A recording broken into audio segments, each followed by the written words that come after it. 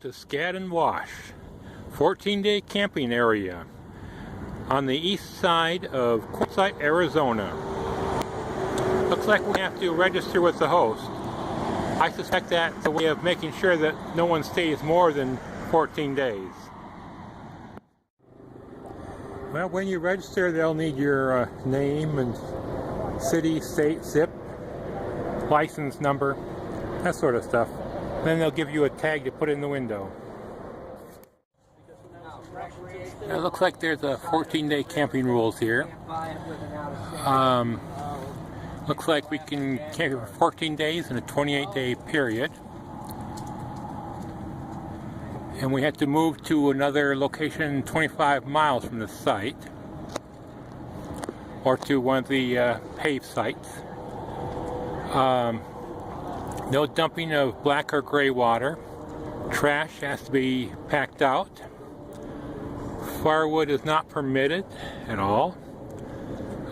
Pets on leash and no firearms. And this is the location I decided on. It's backed up to a ditch, a wash, a dry ditch. And there's a whole bunch of greenery in the ditch. I imagine that's the only place they can find water. But there's not much to say about Scadden Wash. I mean, it essentially looks like a open gravel pit or field. But the scenery is nice. All the mountains. The camera can't pick up the details, but, well, you're just going to have to come here and look for yourself.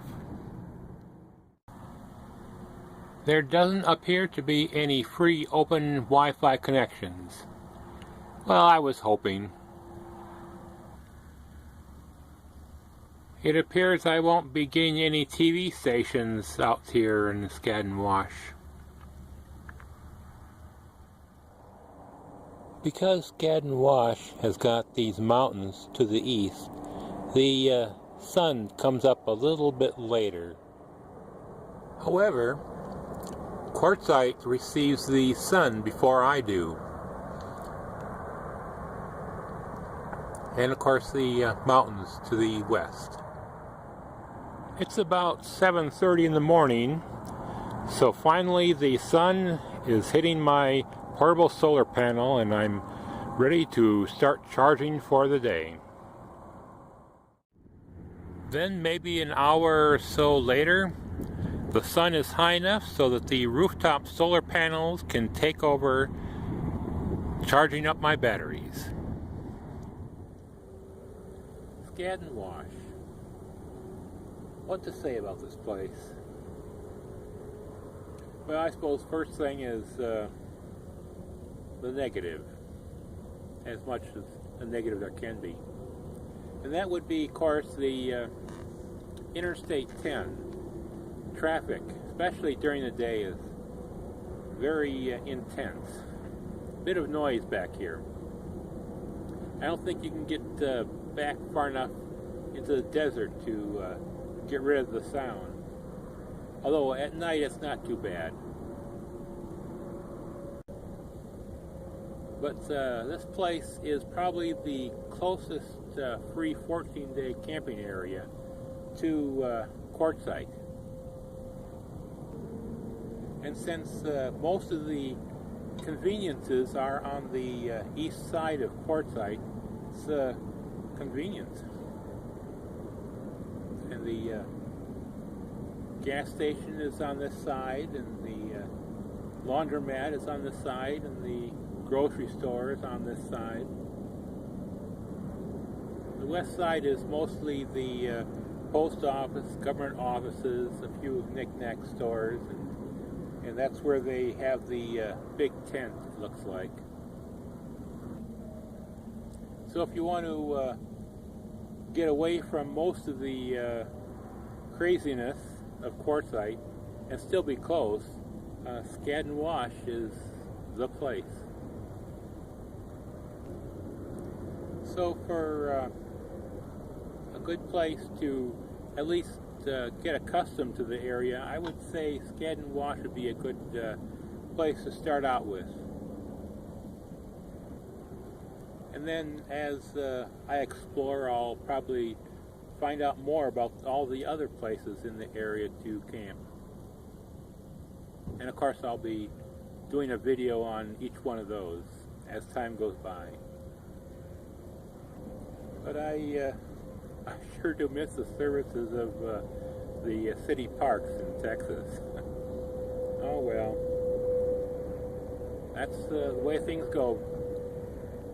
But still, the challenge of living out here with limited resources is interesting.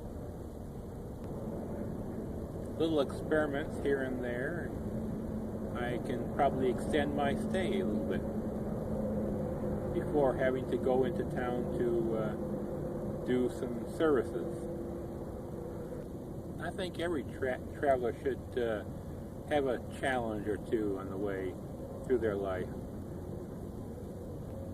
Inspires innovation, and innovation is something we all need. So I suppose I should probably get ready for my next location. Although pretty much everything is close by, so it probably won't be a very long drive. Though I do expect to maybe follow the weather south, maybe. We'll see. But at least one thing is really nice about this experience so far. I haven't had to deal with any party animals. It's been really quiet, well, other than the road noise. And of course the four-wheelers driving all throughout the desert. They like to kick up a bit of dust. But fortunately they do that further out in the desert. Here closer to the highway, things are a little more reserved. I also noticed one other thing.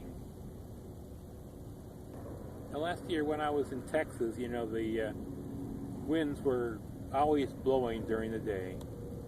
But here, there's been hardly any much breeze at all. And that makes travel really easy, although it doesn't really help keep you cool. So I usually have to spend a bit more time in the shade rather than out here in the glaring sun.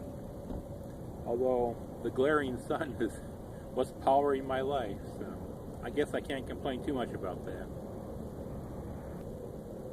As for the economics, well, the trip out here and the services out here are more expensive than they were last year when I went to Texas. So I'll probably have to figure out a way of compensating for that. But of course, I've got the scenery, the mountains.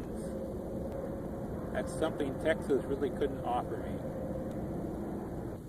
So I guess maybe that's the trade-off.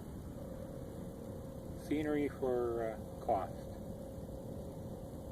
But you know, I don't think I would have liked to have missed the scenery here, to see these mountains. Of course, the mountains aren't exactly towering, you know, there's no snow on the top of them, but still the geography is really interesting. The wear patterns and what looks like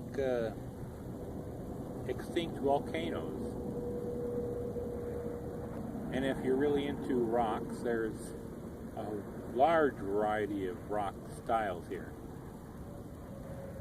I guess that's why they have the Gem and Mineral Show here every year. So yeah, I recommend coming out here and just spending at least a couple of weeks here just to see the place and experience it. And maybe what I'm doing is trying all the various places to get different perspectives on this place so that, you know, I don't get one view all the time. So I guess that's about it for now. I'll see you at the next location.